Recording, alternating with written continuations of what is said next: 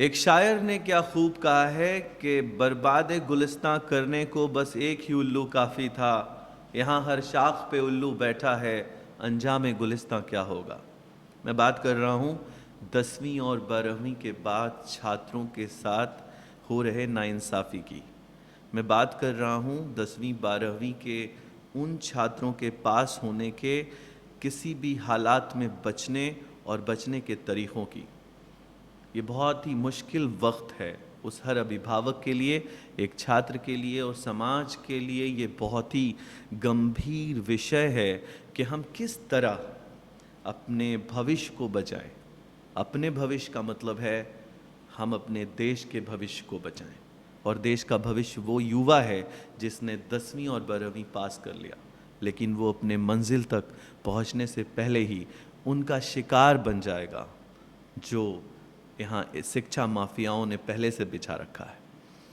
एक ऐसा जाल जिससे बचना बहुत ही मुश्किल है। अगर हम बात करें 10वीं के बाद और 12वीं के बाद जहाँ उसने ट्यूशन पढ़ा, उन 80% और 90% ऐसे शिक्षकगण जिन्होंने पहले से ही अपने कोचिंग में, अपने जगहों में जहाँ वो ट्यूशन पढ़ा रहे थे, वहाँ उन्होंने पाया कि उनके यहाँ प्राइवेट डीम्ड यूनिवर्सिटीज़ के लोग आए और कई तरह के फॉर्म्स उनके क्लासों में प्रचारित किए गए और बेचे गए।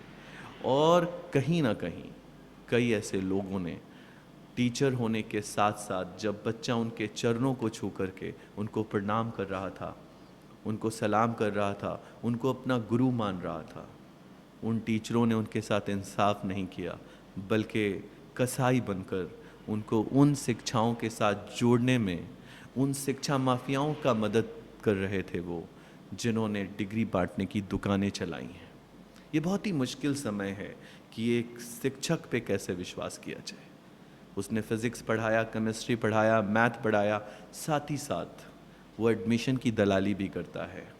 रात के अंधेरे में कई ऐसे लोग उससे मिलने आते हैं और कहते हैं आपके यहाँ तो 400 बच्चे हैं, आप मुझे अपना प्रेजेंटेशन देने दीजिए। कई अच्छे टीचर्स ऐसे भी हैं जो उन्हें घुसने तक नहीं देते। कैसे अच्छे टीचर्स हैं जो इस बात को बहुत गंभीरता से लेते हैं कि उन्होंने इसके लिए तैयारी के लिए एक क्लासरूम बनाया है, ना कि किसी को दलाली का अड्डा परोसने के लिए देना है। लेकिन कई ऐसे टीचर्स भी हैं जिन्होंने उसको अपने आय का स्रोत बना लिया। बचने की ज़रूरत है वैसे टीचरों से जो एडमिशन की दलाली की दुकान एक पर्दे के पीछे चलाते हैं। जब बच्चा कहीं टीचर से बच जाता है तो एक ऐसा रिश्तेदार उसके पास रात में घूमने आता है जो पहले से ही किसी ऐसी प्राइवेट डीम्ड यूनिवर्सिटी में पढ़ रहा था। प्राइवेट डीम्ड यूनिवर्सिटी के प्रांगण में डायरेक्टर और टीचर्स और चेयरमैन के जरिए एक कन्वोकेशन क्लास रखा गया। मैं बात कर रहा हूँ उस छात्र की जिसने किसी प्राइवेट और डीम्ड यूनिवर्सिटी में नामांकन लेकर अपना भविष्य बनाने के लिए पढ़ाई करने गया था, गांव छोड़कर, अपना मोहल्ला छोड़कर, अपना शहर छोड़कर। जाने के बाद उसने ये पाया कि कई लोग उसे कन्वोकेशन क्लास में ये सिखा रहे हैं कि वक्त है डायरेक्ट मार्केटिंग का। 10वीं और 12वीं का बच्चा तुम्हारे ही मोहल्ले में घूम रहा है, तुम्हारा रिश्तेदार, तुम्हारे मौसी का बच्चा, तुम्हारे चाचे का लड़का। जाओ, घर जाओ, सेमेस्टर 1 हो चुका है, घर जाकर उन मोहल्लों में घूमो। अगर तुमने अपने रिश्तेदारों में से किसी एक भी रिश्तेदार को सेम इंस्टीट्यूशन में पकड़ कर लाने में कामयाबी हासिल कर ली तो हम तुम्हें इसके इनाम में एक लैपटॉप देंगे। बच्चे ने पूछा, सर मैं एक क्या 10 ला दूंगा। उसे कहा गया कि नहीं, अगर तुम एक लाओगे तो एक लैपटॉप मिलेगा, 2 लाओगे तो 2 लैपटॉप मिलेगा। बच्चे ने कहा कि क्यों सर, अगर एक लैपटॉप मिल जाए और दूसरों पे लैपटॉप की कीमत मिल जाए तो मेरा काम चल जाएगा। बच्चे ने मोहल्ले में आकर एक फसाओ.com कंपनी खोल दी। उस छात्र ने जिसने अपना भविष्य बनाने के लिए इंजीनियरिंग और मेडिकल और पैरामेडिकल का रास्ता ढूंढा था, पढ़ने गया था, वो पढ़ते पढ़ते कब दलाल बन गया।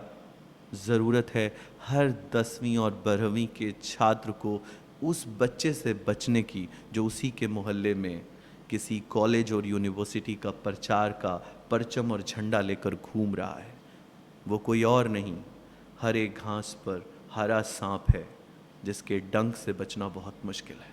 बाद में उसी छात्र ने जब अपने आप को अकेला पाया, जब वो सफलता के साथ इस काम को करने लगा, तो उसने अपने पिता को भी दावत दी, अपने बड़े भाई को भी दावत दी और कहा कि अगर हम किसी भी काम को करते हैं तो साल में बहुत मुश्किल से ₹1,00,000 कमा पाएंगे, 2,00,000 रुपया कमा पाएंगे। अगर हम सब परिवार ने मिलकर इस डीम्ड यूनिवर्सिटी और प्राइवेट एजुकेशन माफिया के गोद में अपने मौसे के घर से, अपने मामे के घर से, अपने मोहल्ले से बच्चा पहुंचा दिया, तो बहुत आसान रास्ता होगा कि हम पैसा भी कमा लेंगे और अपनी फ़ीस भी भर लेंगे। और इसी रास्ते से वो छात्र जो अपने सपने संजोने गया था, इंजीनियर और पैरामेडिकल करके देश को संवारने गया था, वो उस प्राइवेट यूनिवर्सिटी और डीम्ड यूनिवर्सिटी और उन इंस्टीट्यूशंस का हिस्सा बन गया जो एडमिशन्स की दुकान खोलकर कहीं गली मोहल्लों में चलाते हैं। मैं अपील करता हूँ कि एक कदम उठाने से पहले 1000 बार सोचना होगा, आपको वेरीफाई करना होगा, आपको एक एनालिसिस देखना होगा, आपको ऑब्जर्वेशन रखना होगा। कहीं ऐसा तो नहीं कि आपके बच्चे के दोस्त ने आपके बच्चे को ही बेच दिया। मैं बात कर रहा हूँ अभिभावक से और छात्र से कि कहीं ऐसा तो नहीं कि आपके टीचर और आपके दोस्त के भैया ने आपको किसी ऐसी जगह पहुँचा दिया जहाँ आपका भविष्य अंधकार में है।